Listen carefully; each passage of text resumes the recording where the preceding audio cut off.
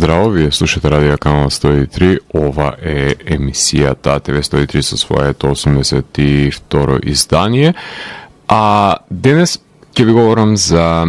една стриминг антолошка серија во која 8 протагонистки се заглавени во незавидни животни позиции, кај што не се задоволни од себе си, поставеноста и изгледите пред секој што ги имаат во животот. Секој од нив се соочува со засебни предизвици, конфронтирајќи се со вистинитите согледби и пред се стравови кои се препрека во нивните животи, но само преку смелото соочување со проблемите ќе им се отвори можноста пред се за водење на подобар живот во потрага пред се по посакуваниот спокој кој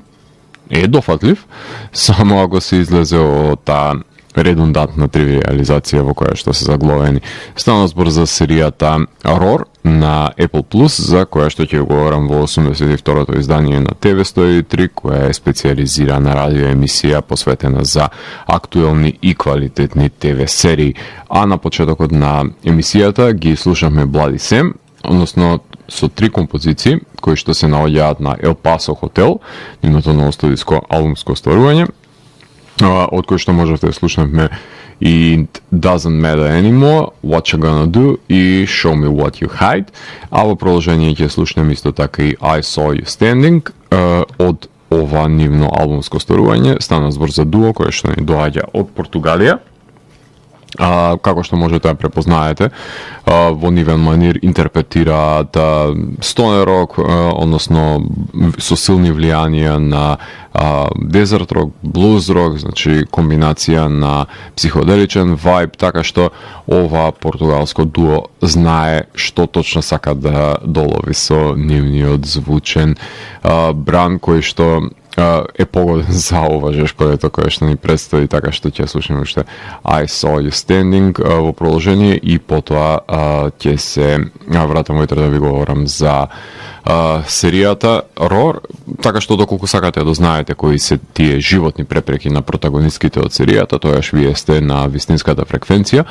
која понира од сферата помеѓу појавното и имагинарното, кај што се крие еден притаен меѓусвет, нудејќи можности за одгатнување на енигмите на постоењето. Јас сум Златко Ѓелевски, а ви останете вклучени. Започнува програмата на ТВ 103. Вие слушате Радио Канал 103, ова е 82-то издание на емисијата ТВ 103, кое што е посветено на Roar, која е американска антолошка стриминг серија, која што е продуцирана од страна на Liz Flyhive, односно таа е една од сценаристките на Nurse Jackie и на Homeland, заедно со Карли Менш ја работат Roar, која што Карли има претходно работено исто така на Nurse Jackie, меѓутоа и на Weeds и на Orange is the New Black. Заедно ја продуцира и создаде одличната ТВ серија Glow, која што се базираше на нивната нова ТВ серија Roar, се базира на истоимената збирка раскази на Сесилија Ахерн.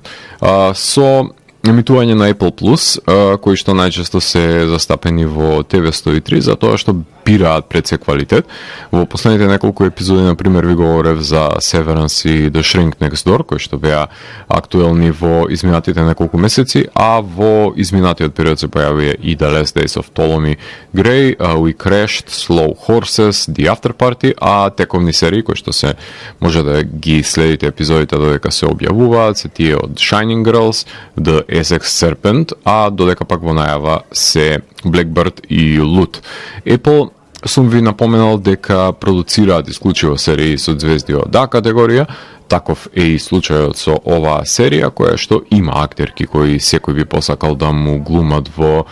неговото дело. Имаше премиера на 15 април 2022 година, составена е од 8 получасовни епизоди, што па значи дека ви се потребни 4 часа да ја изгледате во целост. Јас ја преполовив и изгледав во 2 дена, така ми беше поделено слободното време, а може комотно да изгледате во едно седнување, во една голтка, затоа што кратки се епизодите, диверзитетни се и ќе го задржат вашето внимание пред се. Како што напоменав, секој од епизодите е предводена од протагонистка која се наоѓа во некаква си ментална или физички безизлезна ситуација, која не и причинува пред задоволство, па се обидува да изнајде од поставеноста на себе си во заедницата некаков си сакан спокој кој што ќе може да излезе надвор од оваа стега. За антолошки серии јас лично препочитам да ги анализирам епизодите засебно и така ќе биде и во рамките на ова издание на ТВ 103. Во неколку од епизодите доминира хумореската, но во повеќето преовладува пред се мрачната атмосфера во свој виден амалгам со хуморот, поигрувајќи си со апсурдни и со научно фантастични тропи. Почна со снимање во Лос Анџелес на 28 мај 2021 година, а завршија на 1 август 2021, така што снимена и реализирана е во корона. Во мигот кога Netflix се изглупира и ја прекина една од најквалитетните и најзабавните серии на стримерот, серијата за женските борачки Glow, зашто бев прилично незадоволен. Лиз и Карли си ги спакуваа куферите, почнаа да тропаат на вратите на Apple Plus, собра двете предводнички ги собра пред се двете предводнички од Glow и уште неколку значајни актери и актерки и си добија дозвола да снимаат антолошка серија, што лично многу ме израдува со оглед на тоа што Netflix не ги препознаа пред се квалитетите кои ги поседуваат овие авторки. Едноставно има за секоја затворена врата има отворен прозорец. Не ми се допаѓа негативниот прием кај што кај гледачите кои што пред се го одрази оваа серија, затоа што сметам дека има многу погрешно резонирање истата. Мислам дека стана жртва на огорченоста која што е постојачка кон нацифеминизмот и волк културата, што не треба да биде случај, затоа што ова е нужно женско гледиште на восприемањето на собственото постоење, така што е еден убав поглед на животот, за што треба да сме благодарни, што постои. Иако инсел културата и пред се карикатуралниот приказ на мажите верувам дека некој ќе го свати како лична навреда, но јас немам проблем со тие чинители, ставам нека постојат за да се гледаме дека некој ги поима машките ликови колку е да се фалични и непоправливи во таков облик и ги презентира на таков начин, така што тоа повеќе ќе говори за самата серија отколку за незините гледачи, така што не би сакал да се поставуваат вакви паралели и доаѓање до критикување на некоја серија неосновано заради тоа што на нечие рамниште не му се допаѓаат тематиките на начинот на кој што се обработени. Има добиено од сервисот Google Blocks, кај што беше емитувана оваа серија во Европа, ако не се лажам 200 поплаки добиле, кога е емитувана епизодата во која што сексуално е задоволена една актерка од страна на Гуска. Така што бидете подготвени на оваа сцена, да не испадне дека не сум ве предупредил, со оглед на тоа што неизбежно беше да предизвика лавина на шокирање и побуна, меѓутоа е третирана Гуската како и секој друг намќорест и своеглав дечко, што би го имала протагонистката во незиниот дом и во незиното меѓуношје. Така што е прилично хумористична оваа епизода за која што ќе ви говорам во текот на оваа серија, меѓутоа не остана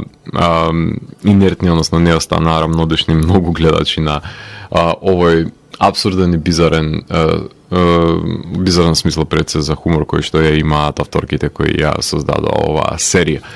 А во продолжение на емисијата ќе слушнеме неколку композиции кои што се наоѓаат на студиското издание на Goatsmoke, првото нивно EP издание, именувано како What's the Scene, Bob. Станува збор за бенд кој што ни доаѓа од Индија, постаат од 2019 година, се еден вид на амалгам помеѓу стонер и сладж метал, така што се малку поагресивни од звукот кој што ја започнавме емисијата, така што па може би се и најагресивниот бенд кој што ќе слушаме денес, меѓутоа од нивното EP What's the Zimbab ќе слушнеме Controlled Substances, потоа Concrete Surfer и Devil's Lettuce. Така што може да забележите на што алудираат нивните композиции. Така што во продолжение ги слушаме Goat Smoke и потоа ќе се вратаме со анализата на првите 4 епизоди од ТВ серијата ROR. Уживајте. Вие слушате Радио Канал 103. Ова е 82-то издание на емисијата ТВ 103, односно денес ви говорам за антолошката ТВ серија ROR. А во овој сегмент сакам да обрнам внимание на првите 4 епизоди кои што се наоѓаат во првата сезона, односно The Woman Who Disappeared е првата епизода, режирана од Channing Godfrey Peoples, а сценариото е на Janine Neighbors. Во епизодата глумат Иса Рај, Грифин Метјус, а ликот на Иса е девојка која е заглавена во еден свет налик епизодите на Black Mirror, долувајќи слична призба на Зорганик во светот на белците, налик Get Out, значи кога Get Out би оставиле во рамки на некаков си технократски Black Mirror, меѓутоа незината параноја доаѓа од процесот во кој што таа е занемарена до стадиум на невидливост, односно е третирана како да не постои, само за да биде ставена во симулација за VR, односно виртуелна реалност, која што белци непречено ќе може да играат со незиниот аватар, со незиниот карактер и да може да погледнат низ незините очи, што значи да си афроамериканка во САД, се разбира само за да глумат дека ја разбираат без реперкусиите, затоа што таа ќе има бојата на кожата и кога ќе ги симнат очилата и понатаму ќе се соочува со хегемонијата на работната средина во која што се наоѓа. Така што ова е одличен почеток, иако се рециклирани јасните индикации од поквалитетни филмови и серии, сосема доволно е да се посочи пред се потребата од доловување на женското искуство во едно расно општество, иако јас би сакал поголема пред се радикализација која бара да се акцентира јазот кој што постои помеѓу расите и не само при пародирањето на преземањето на незиниот лик во некаков си симулакрум на реалноста кој што би бил изразен преку овој надприроден феномен, односно преку VR технологијата. Во втората епизода е The Woman Who Ate Photographs, режија на Ким Герик, сценарио на Лиз Флахајв. Во епизодата глумат Никол Кидман, Джуди Дейвис и Саймон Бейкер.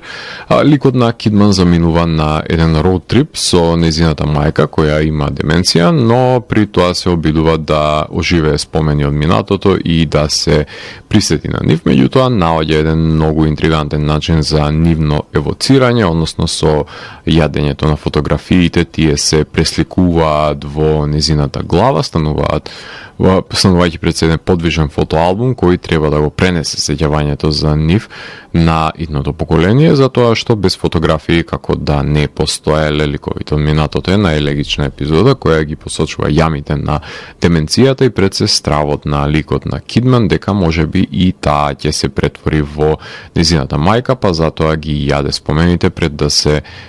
преточат тие во заборав. Едноставно одлична балада која сметам дека можеше да има поголеми реперкусии за Кидман од јадењето на сликите, што е прилично абсурден феномен и одлично е доловено само по себе, меѓутоа не е максимално искористено за потенцијалот кој што го нуди, заради тоа што секако дека би повлекло со себе некакви си последици, заради тоа што не е баш некој си здрав начин на функционирање. Сепак, тука мислам дека потфрлуваат сите епизоди со оглед на тоа што вметната е идејата, се запознаваме со ликовите и едноставно во епилогот сме соочени со тоа дека па да, тоа е општеството во кое што живееме и работите остануваат непроменети. Меѓутоа, ако се земе некаков си абсурден, банален, надприроден елемент каков и да е, елемент кој што отскокнува од баналноста на секојдневието на ликовите, повеќе од потребно е да има резолвирање на тој конфликт кој што би се иницирал. Да, 30 минути е прекраток временски рок за тоа да се направи, освен се разбира ако знаете што правите и се викате Рос Серлинг и вашата серија која што правите Twilight Zone. Меѓутоа во овој случај продуцентките не се на негово рамниште, не се на негово ниво, меѓутоа имаат одлични идеи кои не се комплетно дореализирани и не се тие мрачни последици кои што ги забележуваме во Black Mirror, тука се изоставени. Да, таков им е стилот, да, ова е сосема поразлична серија, меѓутоа баш поради тоа никогаш нема да може да ја достигне британската итерација на Black Mirror оваа серија, токму поради недоследноста до самиот крај, која што е иницирана од тоа, одлично иницирана од абсурдните аспекти, меѓутоа не е истуркана до крај. Тоа е забележливо и во The Woman Who Ate Photographs, меѓутоа е прекрасно доловен стадиумот на деменција кој што е разработен во оваа епизода. Третата е The Woman Who Was Kept on a Shelf, режијата е на Со Јун Ким, Лиз Флехајв и Карли Менш ја пишуваат. Во епизодата глумат Бети Гилпин и Даниел Дай Ким. Уште една прекрасна и бизарна епизода кај што ликот на Бети Гилпин од мали нозе е пред се научена да биде убава, да учествува на изборите, а не да биде паметна, тоа е секундарно во незиниот манир, меѓутоа учествувајќи пред се во тие надпревари за убавина од мали нозе, таа ги добива тие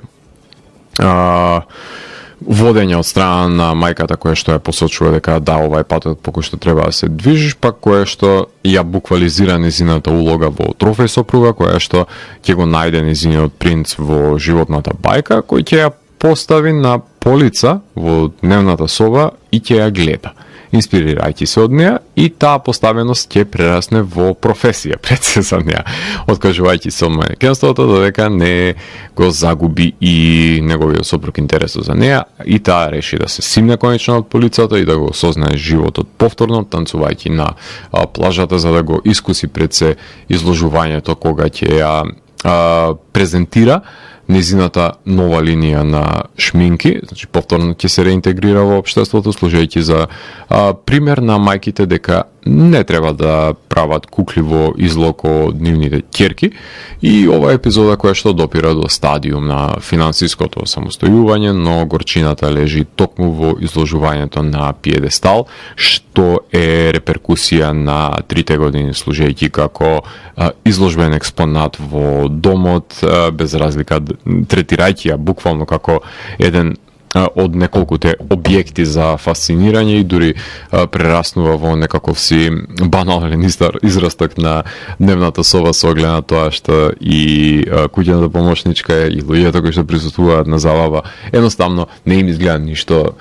невообичаено во процесот на поставеноста на ликот на полица, така што абсурдна и моќна епизода која што говори токму за трофеизирањето, односно за објективизацијата на жените во домот. The Woman Who Found се извинувам Bite Marks on Her Skin. Рашида Джонс е режисерката на оваа епизода, Лиз Флейхајв и Кейти Менш ги се сценаристките на оваа епизода, во која што глумат Синтија Ериво, Джейк Джонсон и Пи.Џ. Барн. Уште една домаќинка која има крваво пораѓање и се обидува да се реинтегрира на работното место, меѓутоа веќе машката хиерархија ја има заземена незината функција и позиција, што па значи дека потребни ќе бидат дополнителни жртви од незина страна, но тука доаѓаат фантастичните елементи кои што исто така се присутни во оваа епизода, односно послужувајќи се пред се со тропите од телесниот хорор поджанр, кај што започнува да се јаде женскиот лик однатре, демонстрирајќи одгризување на незината кожа, додека не согледа дека има мноштво на жени кои што се јадат однатре за носењето на несаканите одлуки помеѓу домот и работното место, наоѓајќи се на крстопат помеѓу овие две дестинации и секогаш не достигнувајќи го зацртаниот идеал. Одлично искористена метафората, односно отелотворувањето на јадежот во хорор рамки, кој иако завршува со негово непотребно објаснување, наместо безизлез, е една од позначајните епизоди во оваа сезона. Уште еднаш потенцирам дека епилозите воопшто не се задоволителни, меѓутоа тие се како една констатација дека проблемот постои и дека се надзира некакво си евентуално негово решавање, иако е далеку од достигнувањето на некаква конкретна солуција за овие проблеми, меѓутоа е прифаќањето на постојањето на овој проблем една само иницијатива која што изразуваат протагонистките за да дојдат еден чекор поблиску до нивното решавање. Така што тоа се првите 4 епизоди од Roar, а во продолжение ќе слушнеме 3 композиции од Red Moon Shaman, односно ќе слушнеме Pale Rider, Rolling Sunshine и Spirits, кои што се наоѓаат на нивното албумско остварување именувано како Chapter 1, за бендот кој што ни доаѓа од Италија, како што веќе забележавте, се шетаме по светските меридијани, пропатувавме и во Португалија, и во Индија и завршивме во Италија, каде што од каде што ни доаѓаат овие членовите на бендот кои свират психоделичен рок н рол, space rock во комбинација со стонер елементите, така што духовите ќе ги инвоцираат Red Moon Shaman во продолжение на TV103 и за крајот ни преостануваат само последните 4 епизоди од ТВ серијата Roar. Вие слушате Радио Канал 103, ова е емисијата TV103 со своето 82-ро издание, кое што е посветено на антолошката ТВ серија Roar, а за самиот крај на емисијата ги оставив последните 4 епизоди, односно петата поред од првата сезона е The Woman Who Was Fed by a Duck во режија на Лиз Флахаев и сценарио на Хейли Файфер. Во епизодата глумат Мерит Вивер и Джастин Кирк, една од најекстравагантните епизоди за ова сезона, условно ќе ја наречам Shape of Water со Гуска, кај што е една девојка која нема среќа со мажите во незиниот живот, постојано е подценета поради тоа од страна на незината сестра, меѓутоа се спријателува со една Гуска во езерцето покрај паркот, пријателство кое што прераснува во романтична врска, кај што ја носи Гуската во својот дом, живее со неа и има сексуален однос во една сцена, додека не согледа дека Гуската има проблеми со темпераментот и е всушност шупак од карактер, која не треба да биде метната во цивилизација, сепак е диво животно. Една од најрадикалните епизоди во оваа сезона, кај што љубовта е третирана како и секоја друга романтична комедија, само што дечкото има анималистички потреби и многу лош карактер. Комична епизода која максимално го употребува абсурдот за својата полза, користејќи тропи на романсата, меѓутоа тука иде до екстреми кои што ќе останат запаметливи, па не е ништо случајно со оглед на тоа што најмногу реакции буди оваа епизода, со оглед на тоа што третманот во кој што е направена не е дегутантен, се разбира, со оглед на тоа што Гуската е третирана за сите почети што треба да ги заслужува, меѓутоа начинот на кој што војсоверот реагира буквално може да не гледате дека станува збор за животно и ќе изгледа како да гледате буквално романтична комедија, да се замислувате пред се романтична комедија која што е пред вас, така што тропите се употребени, меѓутоа се первертирани со оглед на тоа што е ставено во животно во функција на љубовник. Шестата епизода е The Woman Who Solved Her Own Murder. Режијата е на Ања Адамс, Лиз и Карли се сценаристките на епизодата, а во неја глумат Алисон Бри и Хју Данси. Ликот на Алисон, која со Галпин заедно глумеа во Glow, ја предводеа оваа серија, е најдена мртва во парк со врзани раце и плейбој зајачка маска во соголено пред се издание. Алисон глуми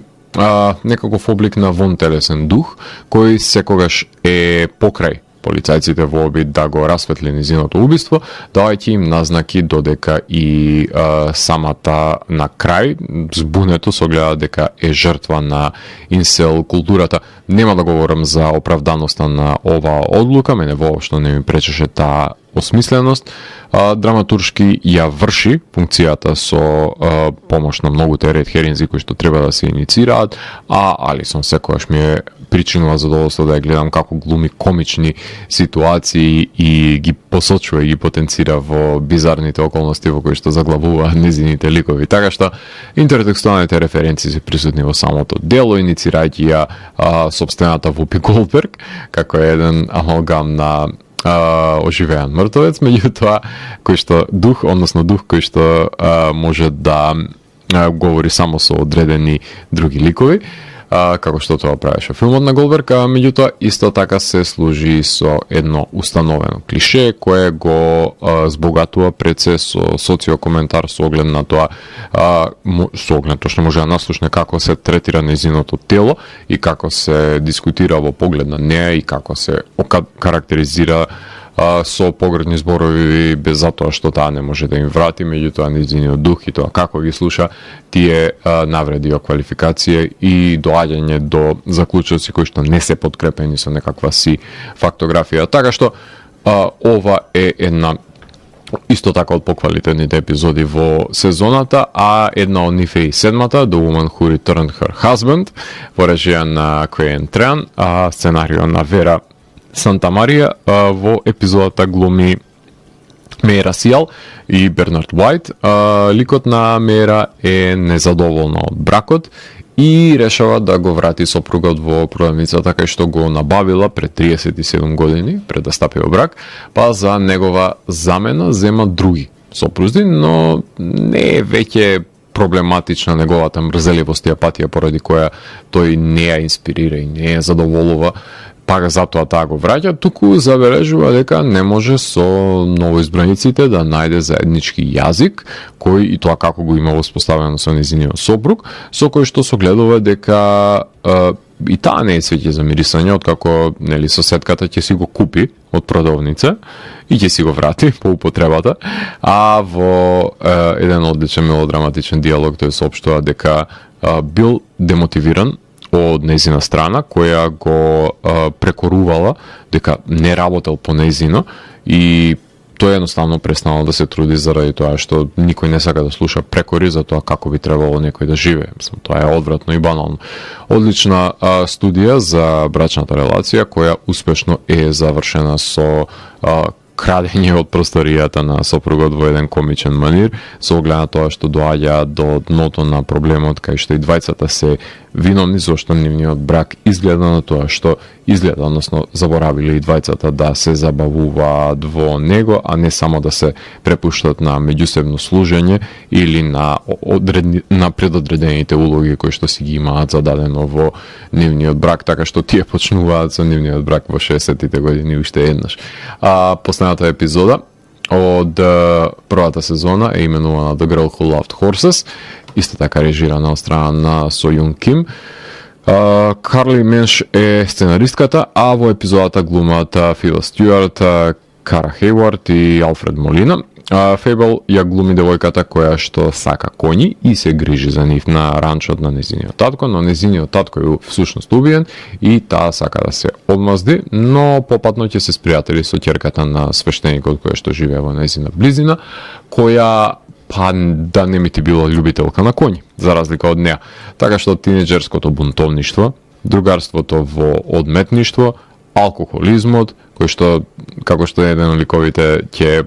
посочи дека е подучена дека алкохолот девојката е претвора или во вештарка или во курва. Едноставно ова е вестерн во како сам по себе автохтон жанр. Има соодност помеѓу ќерката со незиниот татко во различни случаи, кои што се разглобува и тука се направи на паралела помеѓу убиецот и неговата ќерка и ќерката и жртвата на убиецот, што тој соодност кој што го има е нешто што е универзално и се преповторува во сите случаи. За жал епилогот, како и во повеќето случаи, антиклимактичен и оптимистички, што не носи некое си подлабоко осознавање на ликовите со кои што имаме работа. Така што јас сметам дека најнеквалитетна епизода е The Girl Who Loved Horses, па потоа сметам дека по квалитет подобри се The Woman Who Ate Photographs, па The Woman Who Disappeared, па The Woman Who Solved Her Own Murder, па The Woman Who Was Fed by a Duck, па The Woman Who Found Bite Marks on Her Skin второ The Woman Who Returned Her Husband и прво The Woman Who Was Kept on a Shelf, сметам дека е една од најквалитетните во ова сезона. А за крајот на емисијата ќе ги слушнеме одличните Restoned, доколку имаме време, а се надевам дека ќе имаме, ќе слушнеме 3 композиции од нивното прекрасно ново студиско издание, кое што гласи Stories of the Astral Lizard Volume 2, значи вториот дел од нивниот култен, сега веќе модерен албум кој што го издадоа пред некоја година. Меѓутоа овие руски психоделични инструментални стонери кои што со психоделичен вајб, со тој acid folk и акустични влијанија се едни од најквалитетните бендови кои што создаваат инструментална стонер музика од нивниот астрален гуштер. Ќе ги слушнеме Lucid Dream, Fluorescent Essence и ако имаме време ќе слушнеме A Legend of the Transparent Flowers.